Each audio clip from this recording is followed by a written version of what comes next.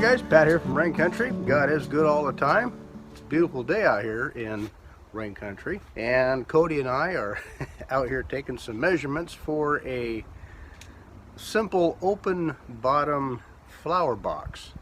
And the reason for this flower box is that we can't seem to grow carrots that well here, so we thought we would try different soil types.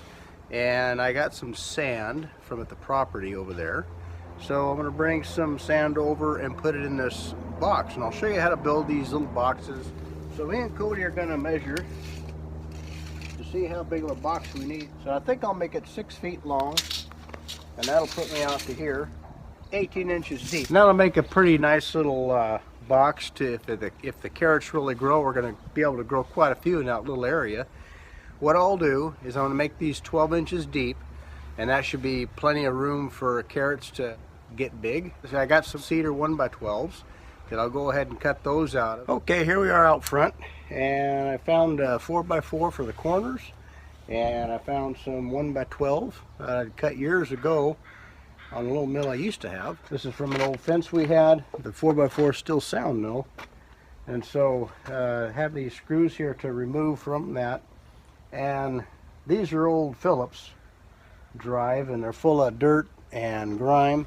And a real handy way of removing these without having to worry about stripping out your Phillips drive or try to wrestle around with these old rusty things is sometimes this will work. So if you open up the chuck on your drill and then you close the chuck on the head of the screw, you can reverse it after you've tightened it up and just back them out. And most generally that works. Again, opening up the chuck, change the direction, tighten up the chuck on the head of the screw. And that also works well with heads that break off. As long as you can actually get a hold of the shank on this, you can remove screws that way too. The box is going to be 12 inches deep, so I'll cut these just a little bit taller, maybe make some caps for them and dress them up a little bit.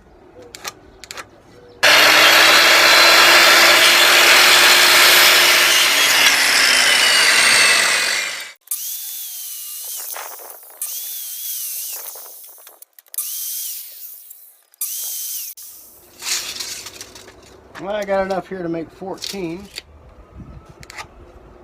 I like making lines all the way around here. Realistically, all I have to do is make a line on the front, a line on the back. This is a full 4-inch. It's not like a 4x4 that you buy at the store. This is a full sawn 4-inch board. Most of the boards that you buy at the store are 3.5 inches by 3.5 inches, and they call it a 4x4 because they surface 4 sides. They got 4 S4S, and so it was a 4x4 when they started. It might have been a scant 4x4 when they started, but when they get done surfacing, they end up with a 3.5 by 3.5 inch board, and you buy a 4x4. This is actually a rough sawn 4x4. You'll see how I'm cutting this. That way I get a nice square cut all the way around. Start here and I saw here. I roll it over and then I go into the kerf and continue the saw and continue all the way around, and that way I end up with a square face. As you can see, I could just turn this around and cut on this line here, but I like to go into that kerf to kind of continue the accuracy all the way around. See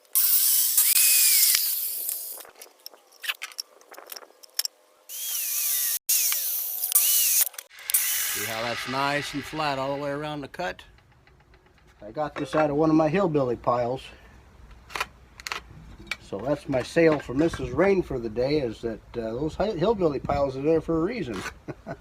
You don't want to have your saw in here like this and then pull the trigger. You want to have the saw up at full RPM and then go into your cut. And the other thing is make sure that you finish out the cut, and I'll demonstrate this properly, but you want to make sure that you have the full RPM or finger on the trigger depressed all the way through the cut until you finish your cut.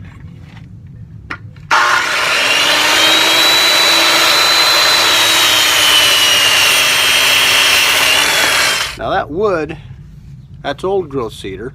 See how tight the grains are on that? I found that cedar will last quite a while. Actually, I had some second growth too that lasts quite a while out in the weather. I mean, this is several years old just laying around. After it's been taken apart as a fence, you can see where the gate was fastened to this.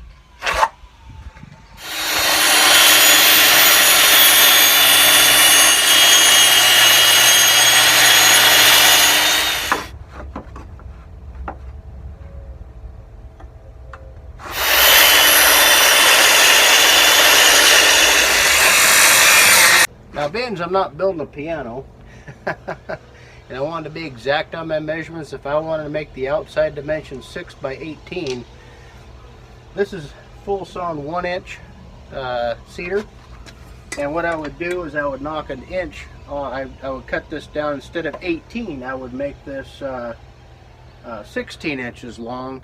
So then the 6-foot panel on each side would make up that inch on the front and inch on the back. So that would make it a full 1.5 feet by 6 foot.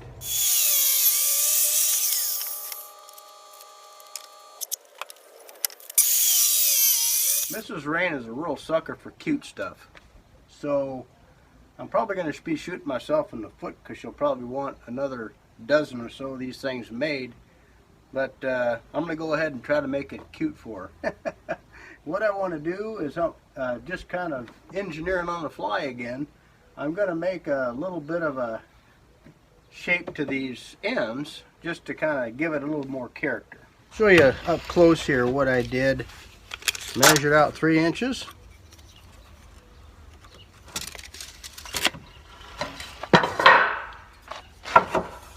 Marked a light line square all the way through the end there. 3 inches from the top and to the edge. I'll line my cookie sheet up to that 3 inches down, and I'll line the cookie sheet up to the edge of the line here.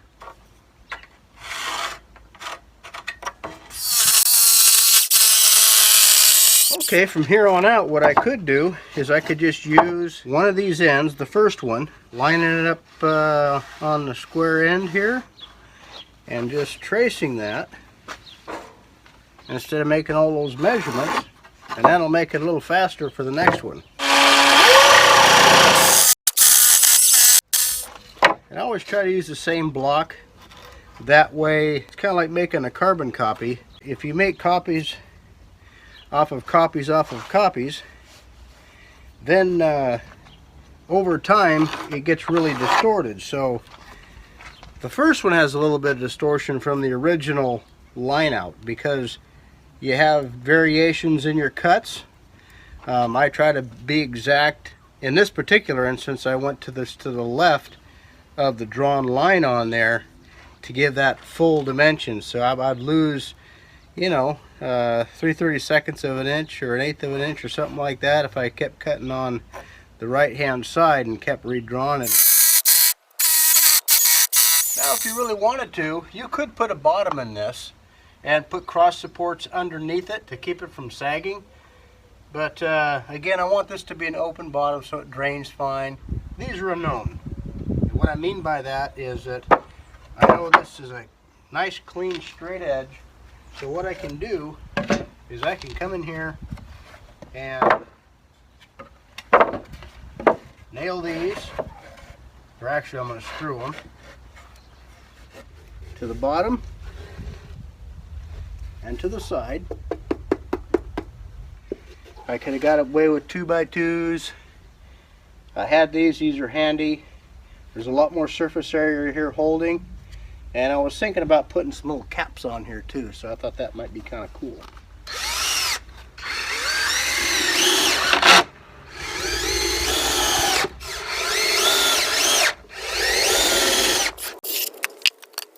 also try to be cognizant. Let's say the 4x4 had a little bit of a bulge to it. I want to make sure that the plane between the cut side of the 1x12 doesn't go inside of where I nail it to the 4x4, because what will happen is you'll have a little gap in here. Not that that's going to hurt anything, but it just adds a little bit more of a finish to your project. Looks a little better.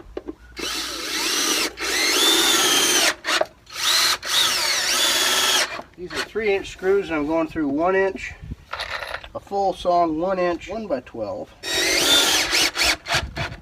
So there's plenty holding right there and plenty of surface area to keep it square.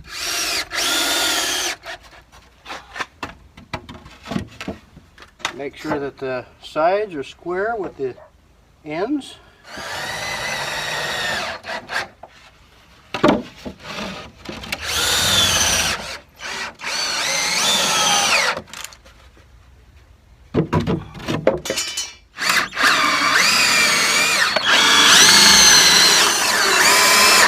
Alright guys, now we're inside the shop. I'll make a couple little post caps for that thing, and that'll dress that up, and hopefully Mama Rain will approve. Anyway, what I have here, I got a board. It's 2 inches thick and 5 3/16 wide, and so I'm going to cut those into 5 3/16 inch squares, and then taper the tops of them, or do some sort of fancy little deal on top, and then put them on the 4 corners of the planter. Thing about it is, I want to make it simple enough to where I can duplicate this again, because something tells me she's probably going to want more.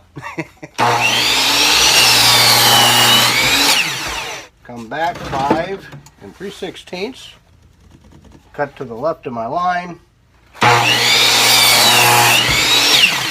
Now the way I square these, this might work for some people, may not work for others, is I just look right down the side of the blade. I line the blade up to where the only thing that I see is the teeth themselves, and that usually gets me right square to the line.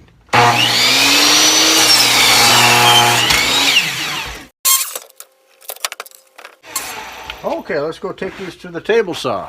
Alright, first thing I want to do is make sure that they're all square. And the way I do that, pile them all side by side. Square up the sides and ends of them.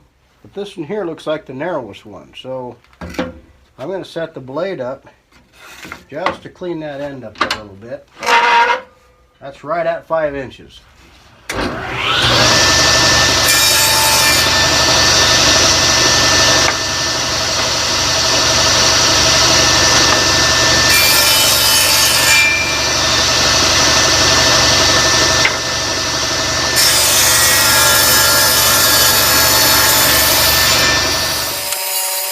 Okay, now which side is square? That's square. That's square. Now I'll set the table up with an angle on it so I can bevel the tops of these. I'm just going to pick an arbitrary number. I'm going to try 10 degrees first. See how that looks.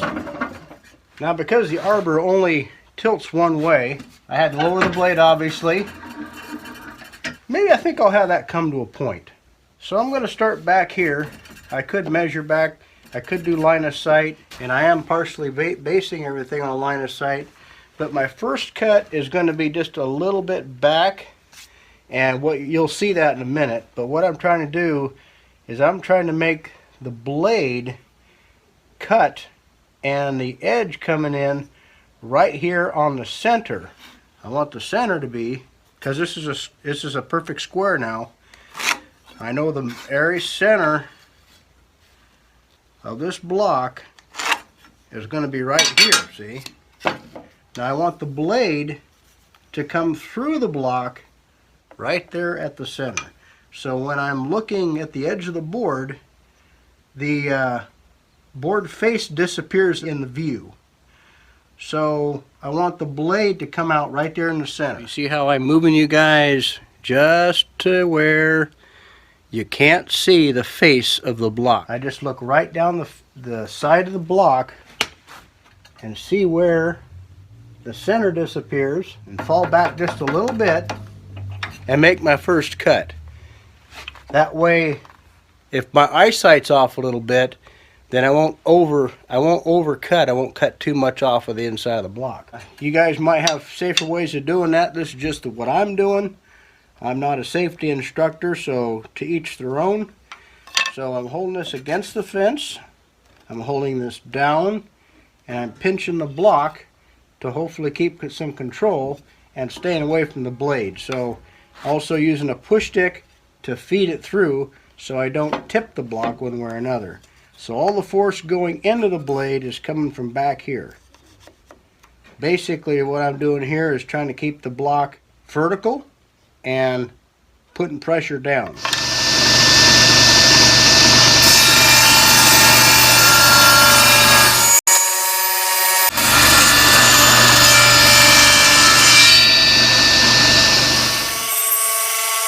Now what a guy could do is leave that little square spot there. Oh, I would say it's going to be roughly 1.5 by 1.5. And you could put a little round, I could take on a wood lathe and I could turn some little round knobs and put up here, or some other kind of decorative thing. But I want to keep it just a little simpler than that. So I'm going to try to merge everything to where it comes to a point here. And again, I'm trying 10 degrees. It's a shallow pitch. I could pitch it a little bit more, and I might just do that, but right now I'm taking just a little bit off just to see how things look.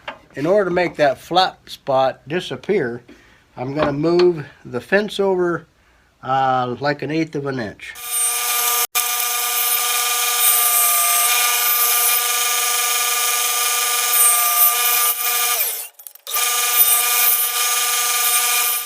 I think what I'll do is I want to make a little steeper pitch.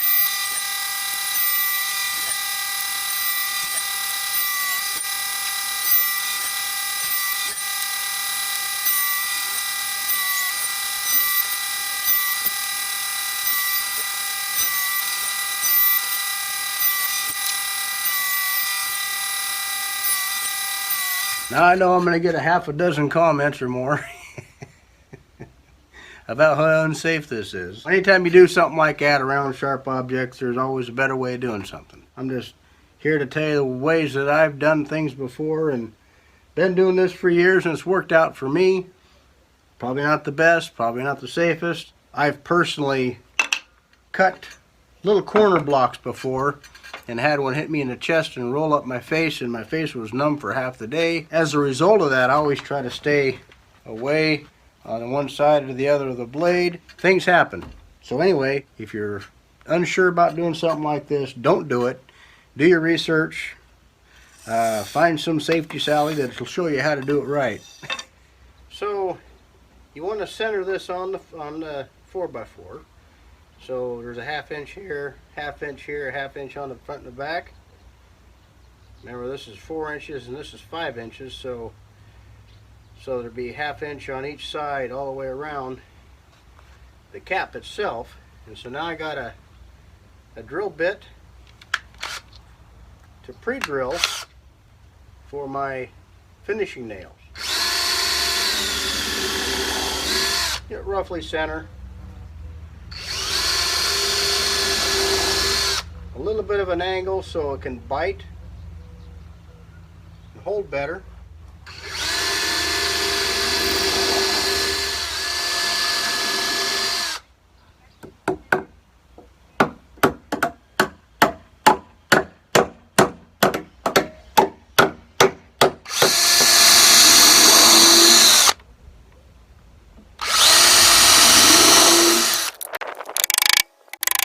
So as you can see, I held the cap down while everything was squaring in place. It's pre-drilled, put my first nail in. That keeps this held firm and steady. Then I can kind of look and make sure everything is squared and in place. And just by line of sight, I'm squaring up the edge of the cap with the edge of the board here, making sure that it's square, it wasn't too far off. But by holding this down, doing what I did, this keeps it to where it's not going to move around on me. then I can just pre-drill all the rest of these holes. And then the other thing is, again, I toenail these so it holds it on better. If you were to nail them all in straight, you're going into the end grain of the wood, and this over time, heat, cold, wet, dry, will have a tendency to want to make this come loose, and by toenailing this together, it'll help prevent that. And then with this nail in secure and this side loose, I'm going to come to opposite side,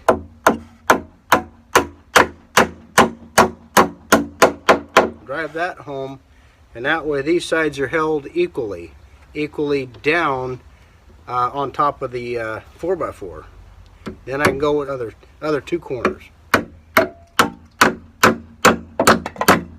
Okay, let's go put this thing in place. We'll get Mrs. Rain and see if that's where she wants it.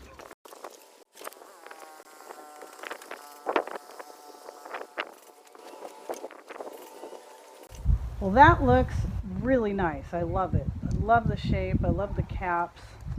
Beautiful. Mr. Rain just does another home run again. Okay, I guess we did all right. Now I got to fill that thing up full of sand. Well, hope that helps out somebody. And for your raised beds, they're easier to get into, and you can take different soil types and play around with different plants and such. So anyway, hope that helps you out. Take care, and God bless.